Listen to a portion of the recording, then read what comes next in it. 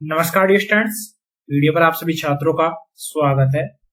जैसा कि कल मैंने एक वीडियो डाला था आप सभी छात्रों के लिए कि राजस्थान यूनिवर्सिटी के द्वारा पीजी के लिए यूआरएटी पीजी के जो फोरम है वो स्टार्ट हो चुके हैं।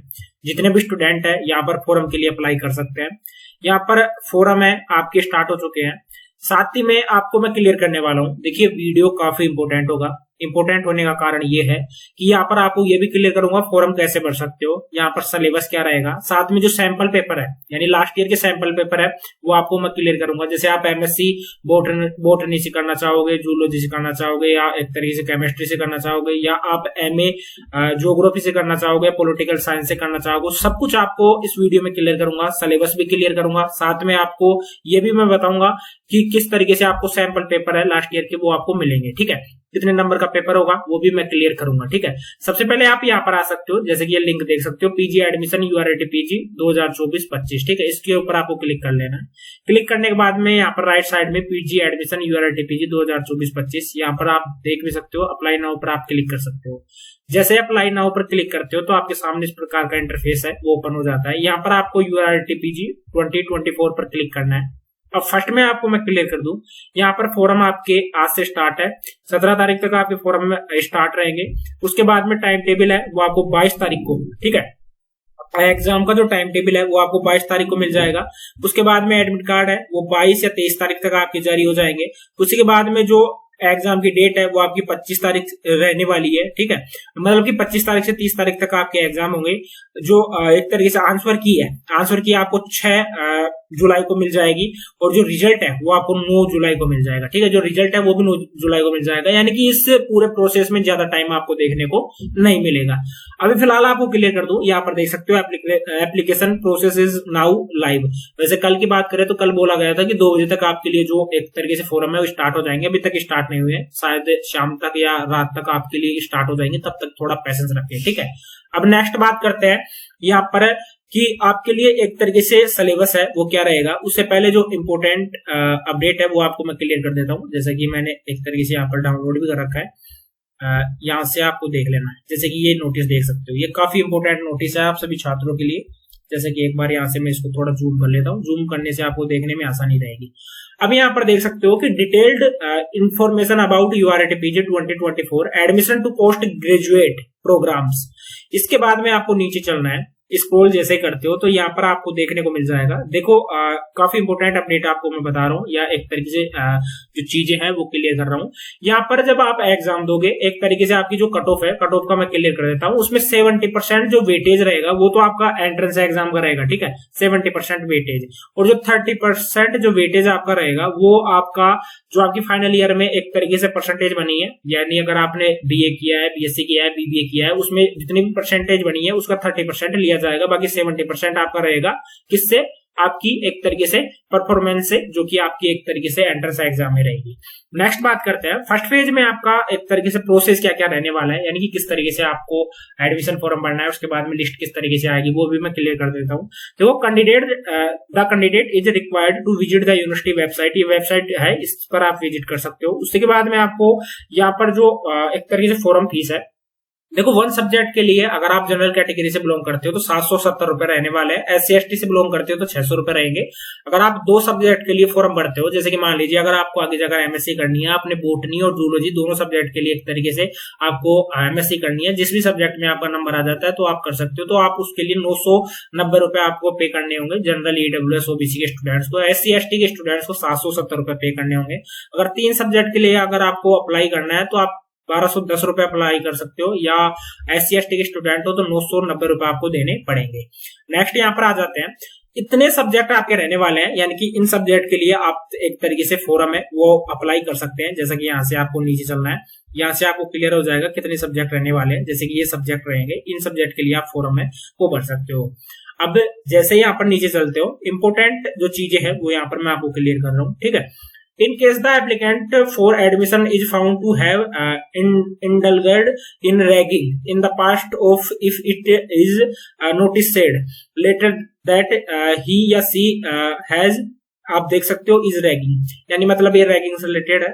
ठीक है, आप इसको छोड़िए, जो इंपोर्टेंट अब चीजें हैं उनको क्लियर करता हूँ।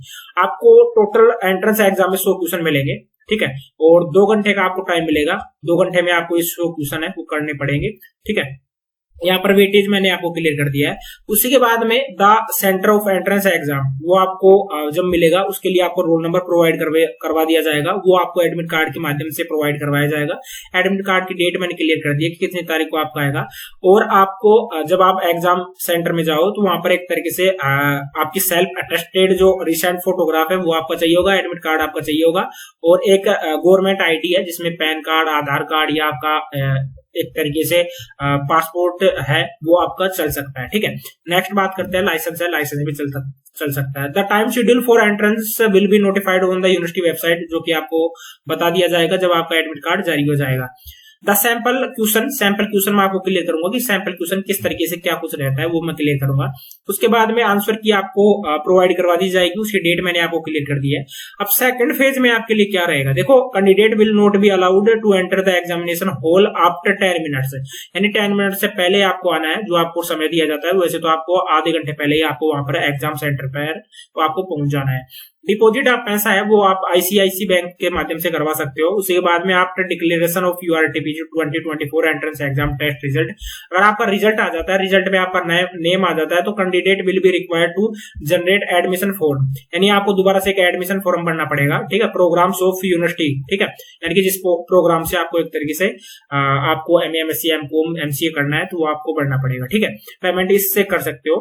अब यहाँ पर नेक्स्ट आपको चलना है, देखो, सबमिशन के बाद में आपको जो हार्ड कॉपी है, हार्ड कॉपी आपको एक तरीके से will be not be entertained, यानी कि submission of hard copy after the last date will not be entertained, ठीक है, इनका ध्यान रखना। नेक्स्ट आपको डॉक्यूमेंट्स का मैं क्लियर कर देता हूँ।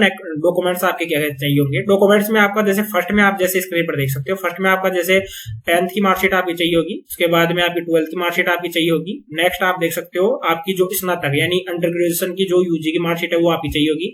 आपका कास्ट सर्टिफिकेट है, यानी कि आप किस कास्ट से बिलोंग करते हो, SC ST OBC MBC EWS, तो आप कास्ट सर्टिफिकेट है वो आप लगा सकते हो। जाति प्रमाण पत्र आप लगाना है। डॉक्यूमेंट्स टू क्लेम वेटेज, ठीक है, यहाँ पर अगर आपके पास में एनसीसी, एनएसएस या स्काउट का या पीएच स्पोर्ट, अगर इनका आपके पास में सर्टिफिकेट है तो आप लगा सकते हो। कारण मैं आपको बता देता हूँ, अदर स्टूडेंट्स के कंपेयर में आपको ज्यादा प्रायोरिटी मिलेगी, ठीक है, कुछ छूट मिलेगी आपको। Any other documents which the candidate thinks appropriate, ठीक है, original challan for each programme as application fees, वो भी आपका चाहिए होगा। वेटेज मैंने आपको क्लियर कर दिया। तो ये आपका पूरा एक फॉर्मेट था जो कि आपको टेलीग्राम पर मिल जाएगा। नेक्स्ट आपको मैं क्लियर करता हूं।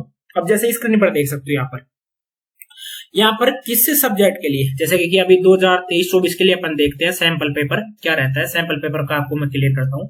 यहाँ से आपको नीचे चलना है। नीचे चलने के बाद में आप जैसे किसी भी सब्जेक्ट के लिए आप देख सकते हो, जैसे सब्जेक्ट यहाँ पर दिया गया है इंग्लिश में, अगर आप देने की इच्छुक हो इंग्लिश में दे सकते हो। मीडियम आपको दोनों मिलेंगे, both Hindi and medium, Hindi या इंग्लिश, ठीक है। उसी के साथ में अगर जैसे कंप्यूटर एप्लीकेशन का आपको पेपर देखना है, ठीक है, यहाँ से आपको डाउनलोड पर क्लिक कर लेना है। जैसे क्लिक करते हो आपके सामने कुछ इस प्रकार का इंटरफेस है वो ओपन हो जाएगा, जैसे कि आप स्क्रीन पर देख नहीं सकते हो। यहाँ पर इससे ये ओपन हो रहा है। और जैसे वैसे मैंने ऑलरेडी ये पेपर है, मतलब कि जो सिलेबस है वो मैंने डाउनलोड भी कर रखा है। ये 20 मतलब जो स्टूडेंट एमसीए करने की सोच रहे हैं उन सभी के लिए सिलेबस रहने वाला है, जैसे कि यहाँ पर आप स्क्रीन पर देख भी सकते हो, ठीक है। अब इसमें यहाँ से मैं एक बार नीचे चलता हूँ। यहाँ पर जैसे बेसिकली अगर मैं डाउनलोड करता हूँ, बाकी आप किसी भी बोटनी सब्जेक्ट है किसी के लिए भी आप डाउनलोड कर सकते हो। जैसे यहाँ से इसको जूम करते हैं और यहाँ से मैं आपको अच्छी तरीके से दिखाने की कोशिश करता हूँ, ठीक है। अब यहाँ पर सिलेबस आप देख सकते हो। जैसे कंप्यूटर एप्लीकेशन अगर कोई स्टूडेंट एमसीए करता है तो उसको बीसीए का पूरा सिलेबस है वो आपको होना चाहिए, यानी बीसीए पार्ट फर्स्ट भी आपका पढ़ा हुआ होना चाहिए, बीसीए पार्ट सेकंड है, बीसीए पार्ट थर्ड है, बीसीए पार्ट फोर्थ है, सभी आपको पढ़ा हुआ होना चाहिए। अभी यहाँ पर आप देख भी सकते हो स्क्रीन पर, ठीक है, ये पूरे डिटेल आपको आएगी, पूरी प्रोग्रामिंग आएगा, पूरा हार्डवेयर आएगा, पूरा एक तरीके से सॉफ्टवेयर आएगा, पूरा नेटवर्किंग आएगा, डीबीएमएस आएगा, उसके बाद में डीएसए आएगा, ऑपरेटिंग सिस्टम आएंगे, ठीक है। सभी जितने भी आपने टॉपिक्स एक तरीके से आपने पढ़ा है, साथ में मैथमेटिक्स भी यहाँ पर पेपर में आने वाली है, वो भी मैं आपको क्लियर करूंगा। जैसे आप यहाँ पर स्क्रीन पर देख सकते हो, C language, C++ language, web designing का कोर्स है, फंडामेंटल है, ठीक है, ऑफिस मैनेजमेंट है, ऑपरेटिंग सिस्टम है, ऑपरेटिंग सिस्टम लैब है, ठीक है। ये जितने भी कोर्स है, पीएचपी वगैरह सारी लैंग्वेज आपको देखने को मिलेगी, पाइथन भी आपको देखने को मिलेगी, ठीक है।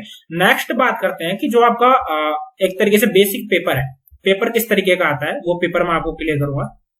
जैसे यहाँ पर देख सकते हो, आपको यहाँ से आपको सैंपल पेपर पर जाना है और यहाँ से आप देख सकते हो, जैसे बॉटनी के लिए मैं आपको क्लियर करूँ, जैसे क्लिक हेयर पर आपको क्लिक करना है। अब देखो 100 नंबर का पेपर किस तरीके से पूछा जाता है, जैसे यहाँ से मैं एक बार जूम कर लेता हूँ, इसे देखने में आपको आसानी रहेगी।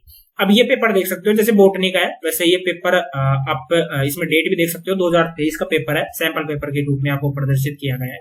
इसमें आप क्लियरली देख सकते हो इस तरीके के आप पास में क्वेश्चन आएंगे, जैसे कोशिका जैविक के जनक कौन है, किस कोशिका अंग में आरएनए पाया जाता है, निम्न में से कोशिका झिल्ली की वक्रता को बढ़ाता है, कौन सा पॉलीसैकेराइड यूकेरियोटिक कोशिका भित्ति में नहीं पाया जाता है। ये चीजें आपसे पूछी जाती है, ठीक है।